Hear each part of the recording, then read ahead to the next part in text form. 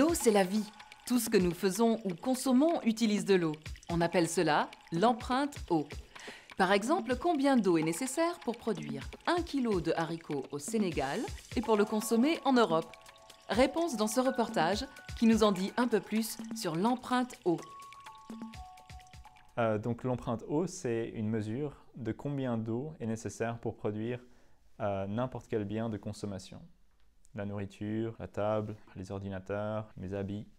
On va utiliser des bases de données qui vont nous donner combien d'eau est consommée pour produire 1 kg de bois, 1 kg de métal, 1 kg d'haricots du Sénégal, une chemise.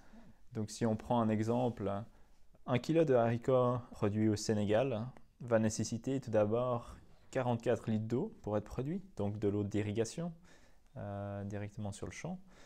Et ensuite, pour qu'on puisse le consommer en Europe, cet haricot, il va falloir le transporter d'abord par camion jusqu'à Dakar, ensuite par bateau jusqu'à Rotterdam, et ensuite le distribuer partout en Europe suivant où vous habitez.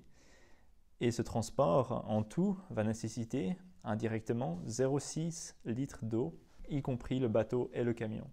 Ensuite, si on prend en compte le packaging, ceci est relativement négligeable, on est sur une quantité très faible d'eau parce que le packaging plastique est très léger. Le stockage, il ne faut pas oublier que c'est un stockage réfrigéré pour les haricots et ceci représente 0,55 litres, donc un demi-litre d'eau juste pour produire l'énergie qui a été nécessaire pour le stockage. Ensuite, lorsqu'on reçoit le haricot et qu'on va l'acheter au magasin, on va le cuisiner, donc on a besoin de le laver, donc quelques litres d'eau pour le laver.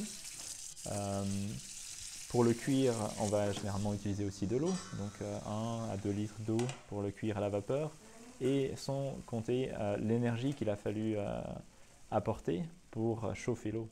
Et ceci représente presque 2,5 litres d'eau. Donc au total, on est à 52 litres pour produire 1 kg de haricots là dans son assiette. Alors, il faut savoir que dans le monde, 70% de l'eau est utilisée par les agriculteurs pour produire notre nourriture et nos habits en coton.